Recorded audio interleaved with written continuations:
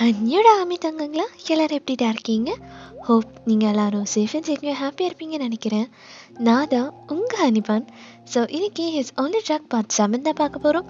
Last part யாரும் பார்க்கலனா போய் பார்த்துட்டு வந்துடுங்க. ஸோ லாஸ்ட் பார்ட்டில் என்ன பார்த்துருந்தோன்னா, அந்த பிரிசனரையும் அவங்க வந்துட்டு தூக்கு தண்டனையில் போட போகிறோன்னு சொல்லிட்டு பாதிலே அவர் பேசிகிட்டு இருந்தவரை கூட்டிகிட்டு போயிருப்பாங்க. ஸோ மில்லுவால் முழு உண்மையும் தெரிஞ்சுக்க முடியாமல் அந்த கொஞ்சம் தெரிஞ்ச அந்த உண்மையை வச்சுட்டு என்னடா பண்ண போகிறோன்னு அவள் குழம்பிட்டு இருந்தேன். அந்த சமயத்தில் அவளுக்கு எதிரில் நிறைய பிளாக் கலர் கார்ஸ் வந்துட்டு வரிசையாக போயிட்டே இருக்குது. அந்த ஒரு கார் அவள் பார்த்துட்டே இருக்கும் போது அவள் பார்த்தது உண்மையா இல்லை பொய்யா, அது கனவா நிஜமான தெரியாமல் அவள் குழம்பி போயிருப்பா. அப்போ பக்கத்தில் இருக்க எல்லாருக்கிட்டே ஹெல்ப் கேட்கும் போது யாருமே முடியாது, அவங்க பின்னாடிலாம் போனேன், எங்கள் உயிருக்கு கேரண்டிலாம் அப்படி இப்படின்னு சொல்லி ரொம்ப மலிப்பிருப்பாங்க. அப்போ போகிற ஒரு வண்டியை பிடிச்சி அந்த பிளாக் கார்ஸில் எங்கே போகுதோ அங்கே போய் இறங்கியிருப்பா. அப்போ அவளால் சுத்தமாக அங்கே என்ன நடக்கிறத அவளால் ஏற்றுக்கவே முடியாத ஒரு மனநிலையில் தான் அங்கே நின்றுட்டு இருந்திருப்பா. அவள் கண்ணுக்கு எதிரில் நான் போன பாட்டில் சொன்ன மாதிரி அந்த மாதிரி ஒரு அவுட்ஃபிட்டில் லாங் ஹேர், பிளாக் கோட், அப்படியே ஃபுல் பிளாக் வைப்பில் செம்ம மாசா செம்ம கெத்தா ஒரு ஆள் அப்படியே இறங்கி வந்துட்டு இருப்பாரு. அவருக்கு செம்ம ராஜ மரியாதை கொடுத்துருப்பாங்க. ஸோ இதோட போன பாட்டை நம்ம ஸ்டாப் பண்ணியிருந்தோம். ஓகே வாங்கடா இந்த பாட்டை கண்டினியூ பண்ணலாம். ஸோ டக்குன்னு மில்லும் யாரோ வாலில் பின் பண்ணிவிட்டு அப்படியே செம்ம க்ளோஸாக வராங்க. மில்லும் அப்படியே பயத்தில் என்ன பண்ணுறதுன்னு தெரியாமல் ஐஸை பயங்கரமாக டைட்டாக க்ளோஸ் பண்ணிவிட்டு அப்படியே திறந்து பார்க்குறா. எதிரில் பார்த்தா ஒன்றை காணணும், ஊர் ஃபுல்லாக ரூட்டு போட்டு தேடிட்டு இருந்தா எங்கே தான் இருக்கியா நீ? அது எப்படி ராவணன் போகிற இடத்துலலாம் சீதை வருவாங்களா?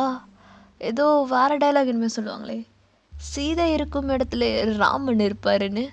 இது என்ன புதுசா? ராவணன் இருக்கிற இடத்துலலாம் சீதை இருக்கிறீங்க? என் வேலை இவ்வளோ சிம்பிளாகும் நான் நச்சு கூட பார்த்ததில்ல. வரியா? நீ சாவல? சாவா எனக்கா? நான் ராவண செல்லம், நான் எப்படி சாவேன்? ஒரு ராமன் தான் எங்கேயோ கிடக்குறானாமே, இப்போ ராவணங்கிட்ட வர்றது. நீ என்னோட திறந்தல? அச்சோ, வேஸ்ட் எதுக்கு டைமை வேஸ்ட் பண்ணோம்? வா வா வா வா வா, என்கிட்ட மேலே இருந்து கையெடு ஒன்னெல்லாம் அப்படின்ட்டு அவன் அப்படியே மில்லு மேலே ஒரு ஸ்ப்ரே அடிக்கவும் மில்லு அப்படியே மயங்கி விழுந்துடுறா. ஸோ அப்படியே ஒரு ஃபியூ ஹார்ஸ் கழிச்சு மில்லு அப்படியே கண்ணை திறந்து பார்த்தா அவள் இருக்கிற இடமே வேறு இடமா இருக்குது. அவள் கையெல்லாம் கட்டியெல்லாம் போடல, சேஃபாக ஒரு பெட்டு மேலே தான் இருக்கா. அப்படியே அவள் ஆப்போசிட்டில் அந்த ஆள் தான் என்னத்தையும் உட்காந்து டேபில் நோண்டிகிட்டு இருக்கான். இவன் அப்படியே டக்குன்னு ஏஞ்சி உட்காருவோம், இவன் ஏஞ்சிட்டான்னு தெரிஞ்சு அப்படியே அவன் டேப் ரொம்ப மெதுவாக எடுத்து வச்சுட்டு அப்படியே மில்லு பார்த்த மாதிரி திரும்பி, ஏஞ்சிட்டியா மை ஸ்வீட் ஆர்ட்? உன்னை தேடி கண்டுபிடிச்ச என் இடத்த கூட்டிகிட்டு வர இவ்வளோ வருஷத்தை இழுத்து விட்ட. வயத்தில் நடி நான் கொடுக்க வேண்டியதை அவன் கொடுத்துட்டானா? பரவாயில்ல, அது வரட்டும், அதை கொண்டு நம்மள்த ஃபார்ம் பண்ணிக்கலாம். உனக்குலாம் மனசாட்சி இருக்கா? நான் இப்போ வேற ஒருத்தனோட பொண்டாட்டிடா, என்னை கூட்டிகிட்டு வந்து மறியல் இப்படி உட்கார வச்சுட்டு இருக்கேன். இருந்தா எனக்கு என்ன பேபி, நீ நான் எப்படி பார்த்தா என்னோடது அவன் கொத்திட்டு போயிட்டான். பாரு கடவுளை பாரு, நான் கரெக்டாக உங்ககிட்ட வரணும், அந்த டைம் ஜேகே உங்ககிட்டேருந்து போகணும் அப்படின்னு கரெக்டாக கடவுள் பிளான் பண்ணி ஜேகேவை எங்கேயோ ஒரு நான் இங்கே தூக்கிட்டு போயிடுச்சுங்க. பாரு, என் தேவதை என் கையில் ஒப்படைச்சிட்டான்.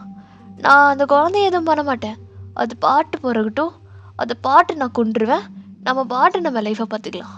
என்ன சொல்ல வர? இங்கே பாரு, நீ நினைக்கிறது எதுவும் நடக்க நான் விட மாட்டேன். நீ நாடி விடுறது? நீ என்ன விடுறது?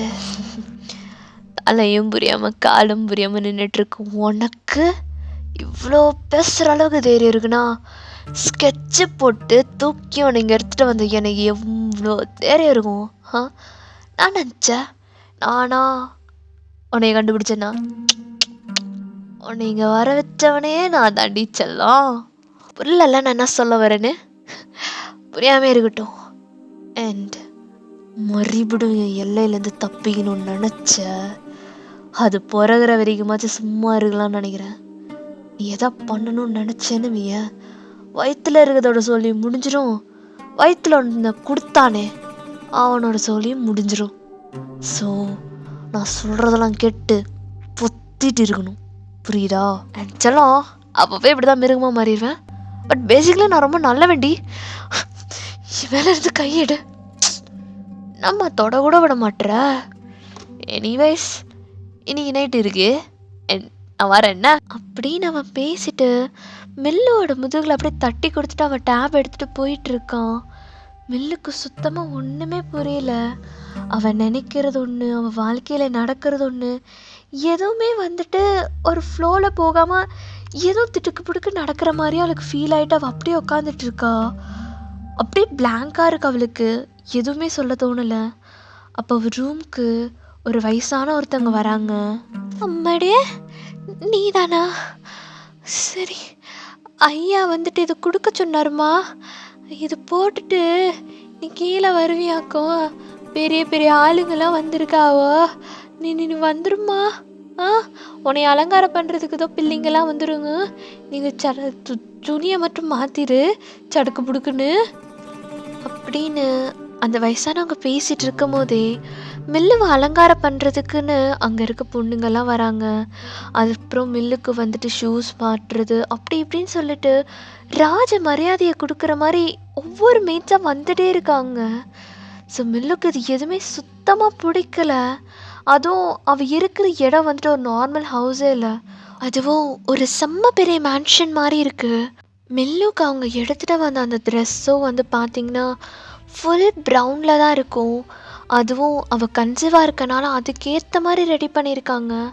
அவளுக்கே ஒரு மாதிரி கன்ஃபியூஷனாக இருக்குது, ஏன் சைஸ் இவனுக்கு எப்படி தெரிஞ்சு இவ்வளோ இது பண்ணி வச்சுருக்கான்ட்டு. ஸோ அப்போ தான் மில்லுக்கு உரைக்குது, நம்ம இப்போ நடந்துகிட்ருக்க எல்லா விஷயத்துக்கும் காரணம் இவனாக தான் இருக்கும்னு. அப்போ என்கிட்ட வாழ்க்கையில் விளையாடுறது எல்லாம் நீ தானே, நீ சுத்து தொலைஞ்சிட்டேன்னு நினச்சேன்டா. நான் சாவாமல் மறுபடியும் என் வாழ்க்கையில் ஏன் இங்கே பாரு, இப்போ இவனுக்கிட்ட நீ ஆர்கியூ பண்ணுறதுல மேட்டர் இல்லை. நிச்சயம் ஜேகே எங்கே இருப்பாருன்றது இவனுக்கு தெரியும். அவன் என்ன நடத்தணும்னு நினைக்கிறானோ அதை முதல்ல கண்டுபிடிப்போம் அப்படின்னு நினச்சிட்டே மில்லுவை அவங்க பண்ணுறதை எல்லாத்துக்கும் ஒத்துக்கிட்டு அவங்க கொடுத்த அந்த ட்ரெஸ் எல்லாமே வியர் பண்ணி மில்லுவை ரொம்ப அலங்காரம் பண்ணுறாங்க. அப்படி ஒரு ராயல் பிரின்சஸ் மாதிரி இப்படியே அவங்க அலங்காரம் பண்ணிக்கிட்டே இருக்கும் போது தான், மேம் சின்னையா ஃபெலிக்ஸ் சார் வராங்க, டென்ஷன் ஆகாமல் அப்படியே இருங்க மேம் ப்ளீஸ். அட்டே, எப்படி கன்சீவாக இருக்கும்போது ஒருத்தவங்க இப்படிலாம் இருக்க முடியுமா? நான் கூட நினைக்கவே இல்லை. உனக்காக இந்த ட்ரெஸ் அப்படியே செதுக்கி செதுக்கி செய்யணும்னு சொல்லிட்டு இந்த ட்ரெஸ்ஸு செஞ்சவன் இன்னொரு வாட்டி இந்த மாதிரி ஒரு ட்ரெஸ்ஸே செய்யக்கூடாதுன்னு அவன் கையெல்லாம் வேற வெட்டி வீசினேன். எனக்கு அப்போ தெரில, இப்போ செம்ம சாட்டிஸ்ஃபேக்ஷனாக இருக்கு. எப்படி தைச்சிருக்கான், அப்படியே ஃபிட்டா. என்ன சன்னியா மாதிரி உன் முன்னாடி இந்த வயிற்றுல ஒன்று இருக்குது, அது இல்லைனா பக்கா ஃபிகர். நீ இப்படி இவன் பேசிகிட்டு இருக்கிறது எதுவுமே மில்லுவால் கவனிக்கவே முடியல. அவளோட சிந்தனை மொத்தமும் ஜேகே எங்கே இருப்பான்னு இவனுக்கு நல்லாவே தெரியும். எப்படியாச்சும் ஜேகேவை கண்டுபிடிச்சிடணுன்றது மட்டும்தான் இருக்குது. அப்படியே ஸ்டாச்சு மாதிரி இருக்கா, அவன் பேசுறது எதுக்குமே கவனிக்காம. பா, இந்த அழகை இத்தனை வருஷமா பார்க்காமே இருந்துட்டேனே நான். எங்கெங்கயோ தேடின உன்னை, எங்கெங்கயோ. அந்த வேணாம், உனக்கு தான் கெட்ட வார்த்தை பேசினா பிடிக்காதுல்ல, ஸோ நான் பேச மாட்டேன். உனக்கு பிடிக்காதது எதையும் நான் பண்ண மாட்டேன் ஸ்வீட் ஆர்ட். எங்க பாரு, மாமனை பாரு, இங்கே பாரு, உன் லிமிட்குள்ளே இருந்துக்கோ. எதுக்கு நீ இப்படி வந்து பிரச்சனை பண்ணுற? என்கிட்ட பிரச்சனைடா உனக்கு? என் மேலே இருந்து கையிடு. பிரச்சனைலாம் ஒன்றும் இல்லை, எனக்கு ப்ரெஷரை திருடி நீ முன்னாடி இருக்குதே அது மட்டும் இல்லைன்னு இந்நேரம் அந்த நைட்டு நடக்கிற சம்பவமே வேற. ஆனால் இப்போது உன்னை பார்க்குறது ரொம்ப முக்கியமான ஆளுங்களாக வந்திருக்காங்க. அதனால அப்படின்னு சொல்லிட்டு மில்லுவோட ஜா அப்படியே டைட்டாக ஹோல்ட் பண்ணி அப்படியே கிட்ட இழுத்து ஃபெலிக்ஸ், நான் என்ன பண்ணாலும் என்ன சொன்னாலும் மூட்டு கேட்கணும், புரியுதா? அண்ட் ரொம்ப அழகா இருக்குடி ஸ்வீட் ஆர்ட். இங்க பாரு ஃபெலிக்ஸ், உன் லிமிட் என்னவோ அந்த லிமிட்குள்ள இரு. என்கிட்ட நெருங்க பார்த்த அவ்வளோதான். உன்னை பாரா, என்னை அடிக்கிற அளவுக்கு தைரியம் வந்துடுச்சுல உனக்கு. ஃப்ளையிங் கெஸ் கொடுத்ததுக்கே மாட்ட மடிப்பீங்கண்ணா. இப்போ இங்கே வாயேன் அப்படின்னு சொல்லிட்டு அப்படியே மில்லோட முடி பிடிக்கலான்னு வராங்க. அப்போ சார் வந்துட்டாங்க அவங்க. ஒரு நல்ல நேரம் போல அவனுங்களாம் வந்துட்டானுங்க. சி உனக்கெல்லாம் நான் இவத்து தாண்டி, இவர்த்து தான். ஆனால் என்ன டென்ஷன் மீறி தான் ஏத்துற. இப்போ விடுறேன், வந்துருக்கு உனக்கு அப்படின்னு சொல்லிட்டு அவன் முண்டி அப்படியே விட்டுட்டு அவன் அப்படியே செம்ம ஃபாஸ்ட்டாக வெளியே போகிறான். ஸோ அங்கே இருக்க மேய்ச்சுன்னு யாருமே உங்களை தலை நிமிர்ந்து கூட பார்க்கல. ஏன்னா அவங்களுக்கே கஷ்டமாக இருக்குது. ஒரு பிள்ளை தாச்சி பிள்ளையை அவன் என்னெல்லாம் பண்ணிகிட்டு இருக்கான்னு எது கூட கேட்க முடியலையேன்னு. ஆனால் மில்லுக்கோ இப்போ நம்ம பண்ணுற சின்ன சின்ன செயல் கூட அவன் மைண்டை டைவர்ட் பண்ணி ஜேகேவை ஏதாவது பண்ணிடுவான். அதனால் முடிஞ்ச அளவுக்கு கோவத்தை கண்ட்ரோல் பண்ண மில்ல அப்படின்னு அவன் பண்ணுற எச்சத்தனமான விஷயத்தையும் பொறுத்துட்டு அமைதியாக நின்றுட்டுருக்கா. ஆனால் சில கட்டத்தில் அவளே மீறி அவள் செல்ஃபை ப்ரொடெக்ட் பண்ண அவள் சில விஷயத்த பண்ணி தான் தீரணும். அதையும் இப்போ ஸ்லாப் பண்ணால அந்த மாதிரி பண்ணிகிட்ருக்கா. ஸோ அவங்க மறியற வந்துட்டு அவள் முடியெல்லாம் டச்சப் பண்ணி அவளை அப்படியே ரெடி பண்ணிகிட்டே இருக்காங்க. ஸோ அப்படியே நம்ம ஹாலில் பார்த்தோன்னா அந்த இடத்தையே ரொம்ப ரொம்ப ரொம்ப பிரம்மாண்டமாக வந்து ரெடி பண்ணி வச்சுருக்காங்க. அந்த என்ட்ரன்ஸ்லேருந்து அந்த ஹால் நடக்கிற அந்த பேசேஜ் ஃபுல்லாகவே ரெட் கார்பெட்ஸ் தான். அங்கே வந்துட்டு எவ்வளோ எக்ஸ்பென்சிவான திங்ஸ் இந்த வேர்ல்டில் இருக்க முடியும்னு நினச்சோமோ அதை விட ரொம்ப ரொம்ப ரொம்ப எக்ஸ்பென்சிவான திங்ஸ்லாம் அப்படி கொட்டி கிடக்கு. அங்கே அப்படியே அடுக்கடுக்காக வந்துட்டே இருக்காங்க. அவங்க கையில் பார்த்தா பெரிய பெரிய பெட்டி. அந்த பெட்டிக்குள்ளெல்லாம் பார்த்தீங்கன்னா கணக்கிடவே முடியாத அளவுக்கு பணம், கணக்கிடவே முடியாத அளவுக்கு வந்துட்டு தி மோஸ்ட் எக்ஸ்பென்சிவ் திங்ஸ் எல்லாம் இருக்குது. அது எல்லாத்தையும் எடுத்துகிட்டு வந்து அப்படியே ஹாலுக்கு ஃப்ரண்ட்டில் அப்படியே ஒன்று அடுக்கிக்கிட்டே இருக்காங்க. ஸோ அப்படியே அந்த ஹாலோட சிட்டிங் ஏரியாவான சோஃபாவில் ஒரு ஆள் செம்ம கெத்தாக உட்காந்துட்டு இருக்கான்.